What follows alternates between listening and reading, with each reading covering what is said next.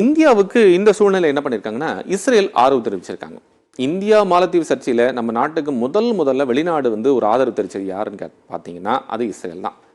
திங்கட்கிழமை அன்னைக்கு இந்திய வெளியுறவு அமைச்சகம் என்ன பண்ணாங்கன்னா, அந்த நடவடிக்கையும் இஸ்ரேலுடைய தலையீடும் இப்போ கவனம் பெற்றதா இருக்கு.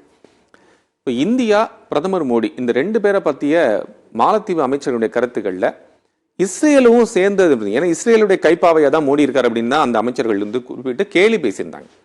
அதை தொடர்ந்து என்ன பண்ணாங்க அப்படின்னா, திங்கட்கிழமை இஸ்ரேலி தூதரகம் என்ன பண்ணியிருந்தாங்க அப்படின்னா, லட்சத்தீவுகளுடைய புகைப்படங்களை பகிர்ந்துட்டாங்க. அது அவங்க எக்ஸ்தலத்தில் பகிர்ந்துட்டாங்க. அதுதான் நம்ம இங்கே கொடுத்துருக்கோம். அது ரொம்ப வெகுவாக பாராட்டி இருக்கவும் செஞ்சாங்க.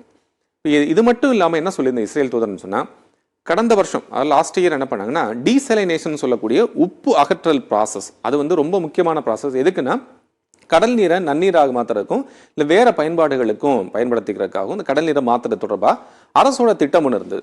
அந்த அரசோட கோரிக்கை பேரில் தான் நாங்கள் லட்சத்தீவுக்கு போனோம் அப்படிங்கிறதையும், இந்த திட்டத்தில் இந்த ப்ராஜெக்டில் நாங்கள் வேலை செய்கிறதுக்கு இஸ்ரேல் ரொம்ப தயாராக இருக்கோம். ஏன்னா இஸ்ரேல் இது போன ஒர்க்கில் ரொம்ப முக்கியத்துவம் வாய்ந்தவங்க.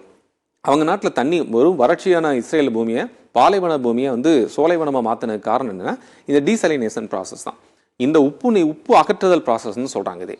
இதை நாங்கள் செய்கிற தயாராக இருக்கோம், இந்த ப்ராஜெக்ட் நாங்கள் எடுக்கிறதுக்கு தயாராக இருக்கோம் அப்படின்னு சொல்லி இஸ்ரேலுடைய தூதரகம் தெரிவிச்சிருக்காங்க.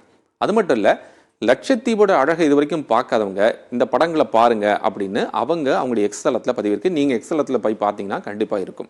அதை தான் நம்ம இங்கே கொடுத்துருக்குறோம்.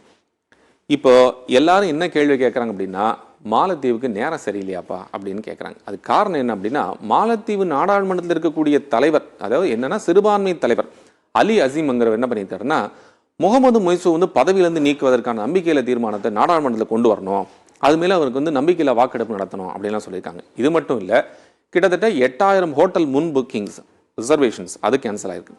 3000 விமான டிக்கெட் அதுவும் கேன்சல் ஆயிருக்கு. இது இல்லாமல் எல்லா அமைச்சர்கள், நாடாளுமன்ற உறுப்பினர்கள், வேற அங்கே இருக்கக்கூடிய முக்கிய பங்காற்றக்கூடிய தொழிலதிபர்கள் இவங்கெல்லாம் என்ன சொல்லியிருக்காங்கன்னா, மொய்சுவோடைய நடவடிக்கைங்கிறது தப்பாக இருக்குது. நம்ம நமக்கு மிக முக்கிய பங்காளியாக இருக்கக்கூடியதாகவும் நட்பு நாடாகவும் இருக்கக்கூடியது இந்தியா தான். அதை விட்டு போட்டு நம்ம சீனாவோட போனது அப்படின்னா அது சரியான நடவடிக்கை இருக்குது அப்படின்னு இப்போ மொய்சுக்கு மேலே அங்கே நாட்டு மக்களும் சரி, தொழிலதிபர்களும் சரி, இன்னும் சொல்லப்போனால் சொந்த கட்சி சக கட்சியுடைய நிர்வாகிகளும் கட்சி சார்ந்து இருக்கக்கூடிய அரசியல் தலைவர்களும் இது போன்ற இருக்கக்கூடிய விஷயங்களை பேச ஆரம்பிச்சிருக்காங்க.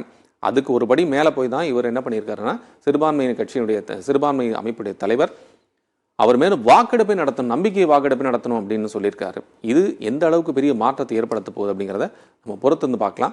பட் என்னன்னா, ஒரு மாலத்தீவு ஒரு கட்டத்தை நோக்கி நகர்ந்து கொண்டு இருக்கிறது, அதை சீனா பயன்படுத்திட்டு இருக்கு அப்படிங்கிறதையும், இஸ்ரேல் நமக்கு ஆதரவாக இங்கே வந்து கொண்டு இருக்கு அப்படிங்கிறதையும் இந்த நேரத்தில் நம்ம கவனிக்க வேண்டியதாக இருக்கு.